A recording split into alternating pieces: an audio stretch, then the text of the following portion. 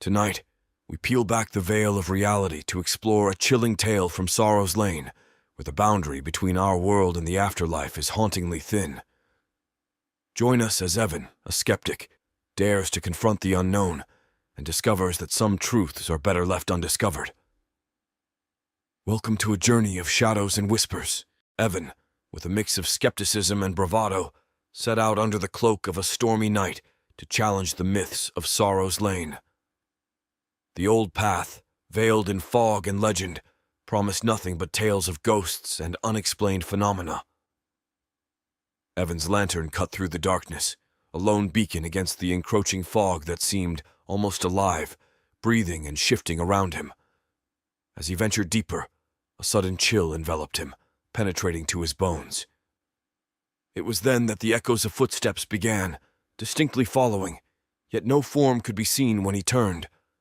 His heart quickened. Rational explanations eluded him as the footsteps persisted, a ghostly cadence in the silence of the night. Ignoring the mounting fear, Evan pressed on until he reached a clearing where an ancient tree stood, its limbs twisted in agony. The air here felt charged, electric, as if the very atmosphere was alive with whispered secrets of the past.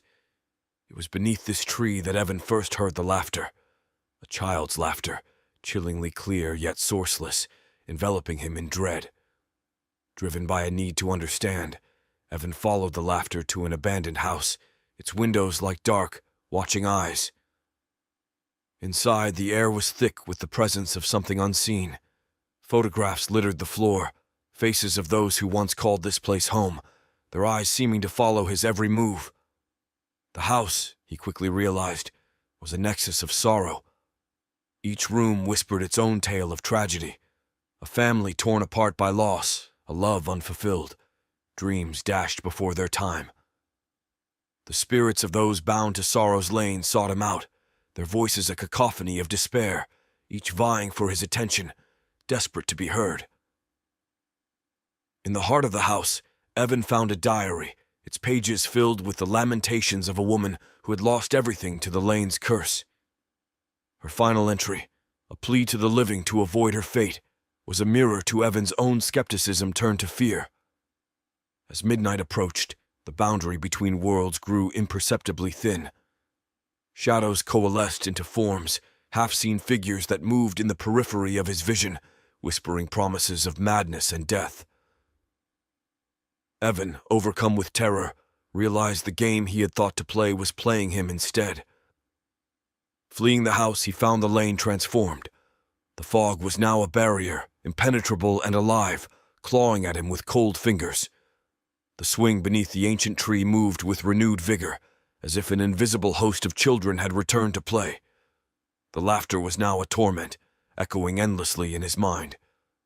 With dawn a mere whisper away, Evan collapsed at the edge of Sorrow's Lane, the fog receding as if in victory. He had sought to disprove the legends, but found himself a believer, marked forever by the night he walked the path of ghosts. As dawn breaks, our tale comes to an end, but the echoes of Sorrow's Lane linger on. Evan walked away with more than just tales of terror. He carried with him the weight of truths untold, of spirits unrested. This journey into the night reminds us that some doors once opened can never be closed.